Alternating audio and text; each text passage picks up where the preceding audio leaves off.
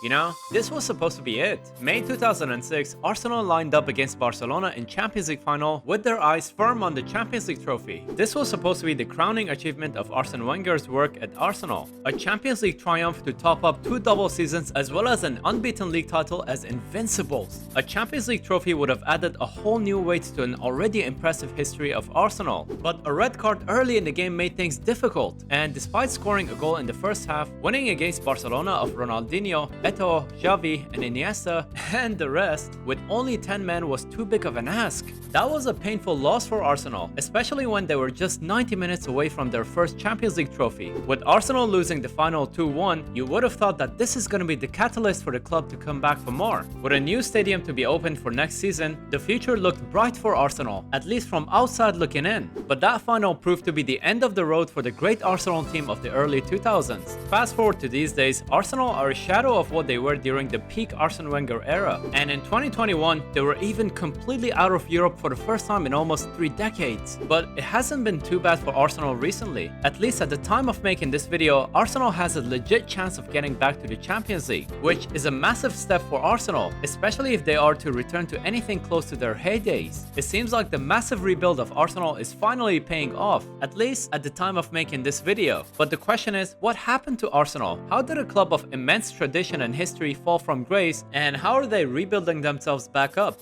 Well, to do that, we need to go back, way back to the mid-90s when a fresh-faced Arsene Wenger was appointed as the manager of Arsenal.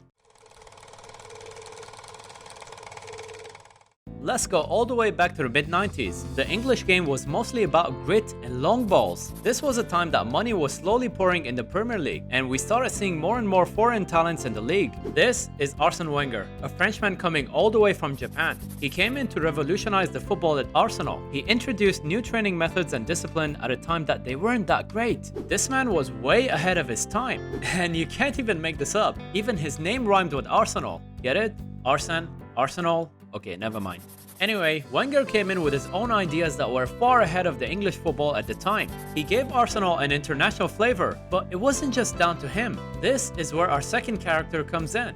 This is David Dein, and to make it simple, he ran the football side of Arsenal. Dein is the man responsible for hiring Arsene Wenger as a coach. Dein believed that English football was falling behind the other countries and wasn't embracing a forward-thinking plan to improve. He saw Wenger as the man to push Arsenal into modern football by embracing new methods. Together, they were a perfect match to take Arsenal forward, and boy they moved forward. At the time, English football was dominated by Manchester United, but then the double winning team of '98 happened, which broke the monopoly of Man United. They kept challenging for the titles, to the point that in 2002, they won the league in a match against Manchester United in United's own backyard. That was one for the history books, but Arsenal wasn't done with history. Not yet, because guess what? 2 years later, they won the league again, but not just in any fashion. They won it without losing a single game in the league. They were known as the Invincibles. Life was pretty good for Arsenal fans. They were winning, and they were winning playing a fantastic football. But then, times were about to change.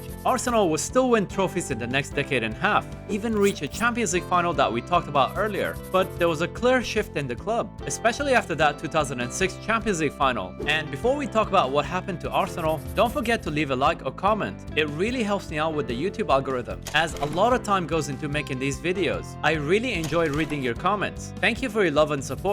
So, in 2004, Arsenal won the league totally undefeated, and times were good. 2 years later, they left their historic Highbury Stadium to move into their newly built Emirates Stadium. Most Arsenal fans see this as the beginning of dark times. It was supposed to take the club to the next level, both financially and in stature. It was supposed to be a fortress that moved the club into modern times. But the stadium came with a heavy cost. It literally handcuffed the club financially. To put in perspective, Chelsea, Man United, and later on Manchester City were improving their squads each season. Arsenal had to watch their legends leave without properly replacing them. And to make matters worse, their squads were being raided by the rivals who could financially outmuscle them. Samir Nasri and Adebayor to Man City, and Van Persie to Man United comes to mind. And let's not forget Ashley Cole. Honestly, that particular one was a huge loss, especially to a rival club like Chelsea. Anyway, Arsenal had to pay the stadium debt all the way until 2014, and the financial limitation was clear to see. Looking back, life wasn't too bad, as the club was still finishing top 4 despite all the financial limitations. You know, even a few FA Cups came along the way, but times were about to get much worse, as for the first time in so many years, Arsenal would miss the Champions League. And the sad part is, I think we all expected it, but we can't blame the stadium for all the misfortune. In 2007, David Dein left Arsenal. He was one of the masterminds of everything Arsenal achieved at the time. Until then, Arsenal was owned by people who genuinely cared for the club. But then, Arsenal was bought by people who were expected to bankroll Arsenal to future success. This is Stan Kroenke, and let's just say he's not a very liked figure at Arsenal. Kroenke treated Arsenal like a business rather than a winning club, and to make matters worse, Kroenke had no passion for the football club or football in general, which isn't really a good recipe if you want to stay on top of your sport. The owners have been massively criticized for being complacent and not putting a real challenge to win trophies, and with that culture, it was only inevitable for Arsenal to have a long and painful decline. I should also mention that there were some genuine signings that showed a degree of ambition, but then, for every one of these quality signings, well, there were these ones as well. Players that were either past their prime or just not the caliber that Arsenal needed at the time. Let's just put it that way. In 2018, Arsene Wenger, the last remnant of those great Arsenal times, retired after 22 years of service. By the way, I don't think I can emphasize how impressive that number is. 22 years! There was a time when Arsene Wenger could do no wrong. He took Arsenal to the highest of the highs, but with the financial limitations of the club and the arrival of Chelsea and Manchester City as their rivals, it was going to be a tough ask for any manager. As the public face of the club, Wenger was heavily criticized for not challenging for the titles. But looking back, we can all see that Wenger took Arsenal to consistent top 4 finishes despite the challenges that he had. And it was always going to be a challenge replacing that kind of a figure at any club. Just ask Manchester United post-Ferguson era. That being said, in December 2019, Arsenal took a very bold decision to hire Mikel Arteta as their manager. That was a decision that could go either way. Either a brave decision that changes the club's direction, or a senseless one that could set the club back to square one again. In his first season, Arteta won the FA Cup, beating Manchester City and Chelsea along the way, while beating Manchester City again in the next season to win the Community Shield.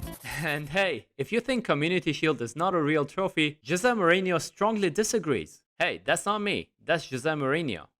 Anyway, it hasn't been a smooth sail for Mikel Arteta, as for the first time in almost 3 decades, Arsenal were completely out of Europe. Not even Europa League. And it didn't help that he lost his first 3 games of the season against Brentford, Chelsea, and Manchester City. Much like Arteta's appointment himself, the decision to cut out Pierre-Emerick Aubameyang was a bold one as well, which could only be judged later on with the benefit of hindsight. I gotta say, as an outsider looking in, I really respect the Aubameyang decision. In my opinion, I think that kind of leadership was so missing from Arsenal for a very long time. But fast forward to these days, there's a genuine hope for Arsenal to take a massive step forward, and honestly, that's been missing for a long time as well. I don't know if Arsenal's overachieving or the rivals are underachieving, and I think there's definitely a bit of both. Arsenal has a genuine chance of getting back to the Champions League after a very long time, at least at the time of making this video. It'll be interesting to see how Arsenal will try to get back up while facing the challenges of their rivals. Personally, I have fond memories from Arsenal back in the day. I've always had a soft spot for clubs that have a distinctive identity. As a Milan fan, I can so relate to the rise and fall of Arsenal and hope things get better for Arsenal as we go. A club of immense tradition and history. Only time will tell whether Arsenal will take a massive leap forward or a giant step back to square one again.